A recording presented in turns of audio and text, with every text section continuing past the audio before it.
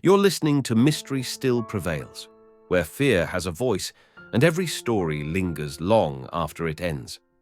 Tonight, we step into the shadows of the Appalachian Mountains, a place where legends breathe and something ancient walks among the trees.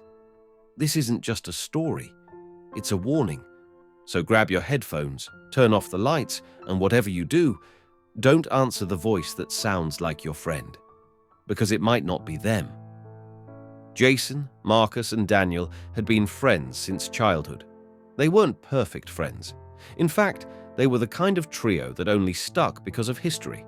Jason, the cautious one, Marcus, the risk-taker, and Daniel, the peacemaker. They'd survived high school parties, first heartbreaks, even a fire once during a summer trip when Marcus tried to cook s'mores with gasoline. That story alone had become legend. But now, they were older, grown, and life had a way of scattering even the tightest circles. This trip, it was supposed to be their goodbye. Daniel was moving across the country. Marcus was getting married. Jason had just quit his job, unsure of what came next.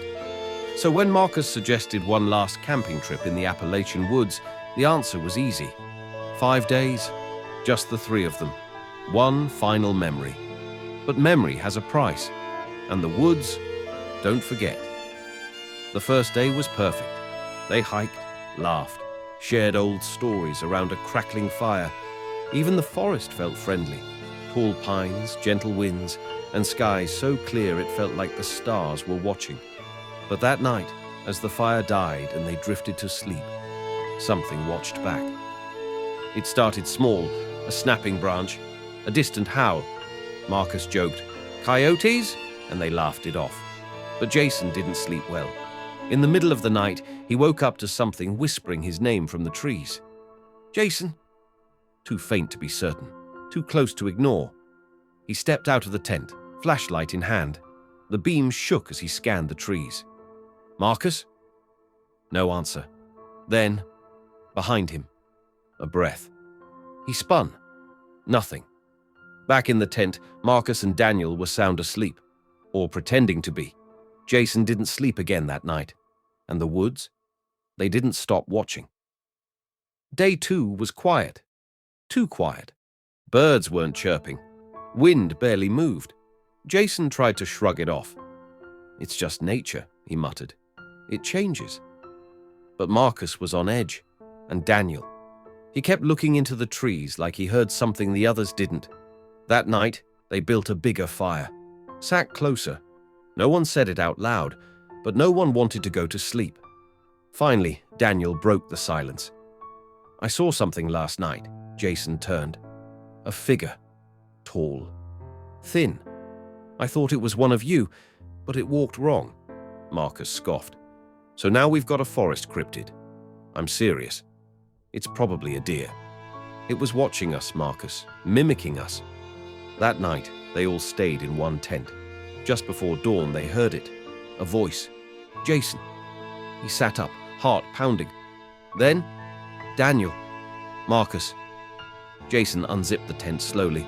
A figure stood at the edge of the firelight, tall, slender, head tilted like it was listening.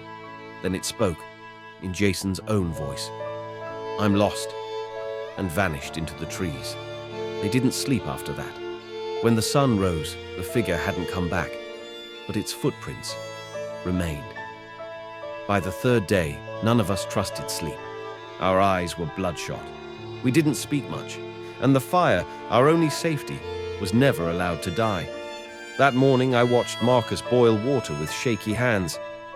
"I heard my dad again," he said, "last night, telling me he forgave me for not being there when he passed." Daniel didn't answer. He was off to the side, sharpening the camp hatchet.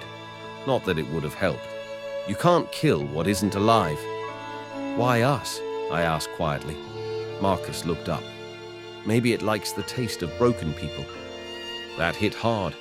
By afternoon, we had to decide, leave or survive 2 more nights.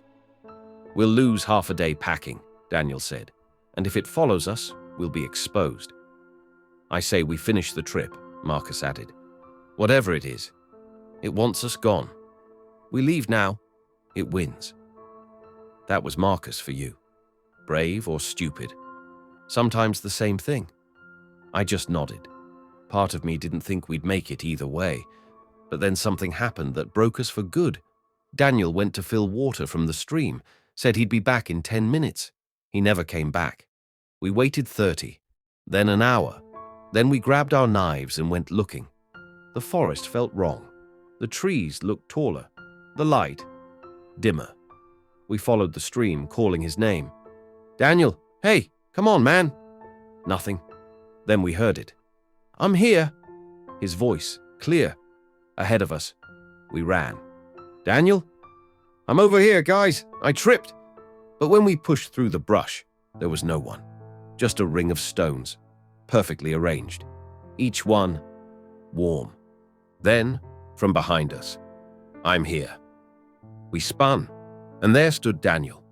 Except he was smiling too much. His eyes didn't blink. And when he waved, it looked delayed, like a puppet reacting to a string being pulled too late. Marcus whispered, "That's not him." The thing stepped forward. "Guys, come on. I'm fine. Just fell. I'm fine." It kept repeating that. Same words, same inflection, like a scratched record. We backed away. Then, from deep in the forest, came a scream. Daniel's scream, the real one. We ran, hard. Whatever was behind us laughed, and it sounded like all three of us laughing at once. We made it back to camp just before sunset. The tent was untouched, firewood stacked where we left it, and then Daniel walked out of the woods, bleeding, eyes wide. "Don't trust it," he gasped, collapsing. We dragged him to the fire. His arm was gashed, clothes torn. "Something pulled me under," he whispered. The roots grabbed me, then it made a copy. He looked me in the eye. "It's not hunting us anymore. It's learning." That night, we sat in a triangle around the fire. No tents, no sleep, just blades in our hands and fear in our bones. We didn't speak. We barely breathed. At one point, Daniel asked, "If it takes one of us again, how will we know who's real?" None of us had an answer. We didn't speak much the next day. Daniel had deep scratches along his back and shoulder. Every so often he'd wince and mutter, "It's in my head." It was inside me. I wanted to ask what he meant, but I didn't. Some part of me already knew. Marcus hadn't slept. He stared into the trees all morning, holding the hatchet like a lifeline. I tried to get through to him. "Man, we need to stay calm. It's trying to split us up." He didn't even blink. "One of us is already gone. You think that's Daniel?" I turned, saw Daniel sleeping by the fire, breath slow, eyes twitching like he was dreaming. "He bled," I said. "It doesn't bleed, remember?" Marcus shook his head slowly. "How do you know that?" The question chilled me, because I didn't. All the mimic ever did was observe, copy, play. Maybe now it had learned to bleed. Later that day, Daniel woke up screaming. I ran to him. He pointed into the woods. It was me. I saw me. Out there. Watching. Marcus was already on his feet, hatchet raised. "Where?" Daniel pointed. "By the stream." We followed, though every instinct screamed no, but we couldn't keep ignoring it. We had to see. We reached the stream, and there it was. Daniel, standing in the middle of the water, naked, soaked. Same cuts, same face, same eyes. Marcus froze. "Which one is it?" I turned to Daniel beside me. He looked just as horrified. "Please," he whispered, "I'm real." Then the one in the stream said, "No, I am." They both looked at me. "Jason, help us." I took a step back. Two Daniels, one bleeding, one soaked. Then one began to smile. Wide, too wide. And it began to laugh, in Daniel's voice, in my voice, and in Marcus's, all at once. Marcus lost it. He charged the thing in the stream, screaming, and swung the hatchet. The creature caught his arm. Snap! The sound of bone. Marcus dropped, and it leaned down, still grinning, and whispered something in his ear. I'll never forget the way his face changed. He screamed, not in pain, but in terror, and crawled backward through the mud, screaming, "Get it out of my head!" We grabbed him and ran, all the way back to camp.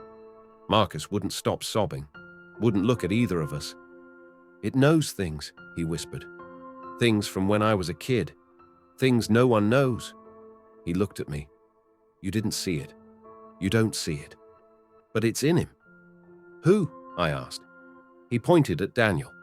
Daniel froze. "What the hell are you saying?" "I'm saying maybe it never let go of you." I stepped between them. "Stop. That's what it wants. It wants us paranoid." "Too late," Marcus said, and backed away. He picked up his pack and started walking. "Alone." "Where are you going?" I yelled. "Anywhere you two aren't." He didn't make it far. That night, we found his body hanging from a tree, upside down, skinned. His face was missing, just gone. And on the ground beneath him, written in mud and blood, was one word: Jason. We buried what was left of Marcus beneath pine needles and stones. I didn't say a prayer. I couldn't. My hands wouldn't stop shaking. Daniel sat by the fire, staring into it, silent. Too silent. He hadn't spoken a word since we found the body. "Say something," I told him. "Nothing. Tell me it's still you." He looked up, slowly, then said, "Do you want it to be?" and smiled. I didn't sleep, didn't blink. Just watched Daniel all night as the fire burned low, every twitch, every breath. At some point, he stood, walked to the edge of the firelight, and whispered, "Jason, I remember the first time we went camping. Just you and me. We were 12. You burned your sock trying to dry it over the fire." He turned back. "You cried, said your mum would kill you." I did remember that, but something in his voice was wrong, like he was reciting a memory instead of feeling it. "Why are you telling me that?" I asked. He tilted his head, then said, in a voice that wasn't his, "Because I want to be you, Jason." And then he stepped into the fire, not around it, into it. No scream, no pain, just walked straight through the flames. And as the fire licked his skin, the illusion peeled away. His smile grew, his face stretched, flesh cracked and sloughed off like wet paper. What stood before me was not Daniel. It had no face, just smooth skin where features should be, and a chest that opened like a maw, ribs creaking outward, filled with faces. Marcus's, Daniel's, mine. I ran. No pack, no flashlight, just raw terror and moonlight. Behind me, it called my name in Marcus's voice, then Daniel's, then my mother's. "Jason, come back. You're lost. You need help." I didn't stop. Branches whipped my face. Roots clawed my feet. I don't know how far I ran, but I saw it. The river. The same one we hiked near on day one. I sprinted for it because I remembered what Daniel said. If it chases, it wants to catch, but it doesn't follow across water. I dove in, freezing, sinking. My lungs screamed, then hands pulled me up. I woke in a ranger station. A hiker found me passed out by the riverbank, mud-caked, shivering. They never found Daniel or Marcus. Just a ruined campsite, claw marks on trees, and something dead in a fire pit that almost looked human. They asked me what happened. I said nothing, because who would believe it? 3 friends went into the woods. Only I came out. And even now, weeks later, I hear it sometimes. My own voice, calling from outside my window. "Jason, come out. I just want to talk." But I don't, because I know it still wears my face, and it's still waiting. If you made it this far, you're braver than most. But out there, in the silence of the woods, something still waits, watching, listening, and it never forgets the ones who escaped. This was Mystery Still Prevails, where the truth hides in shadows, and every mystery leaves a mark. Subscribe for more stories that will keep you awake long after the video ends. Until next time, stay curious, stay cautious, and never camp alone.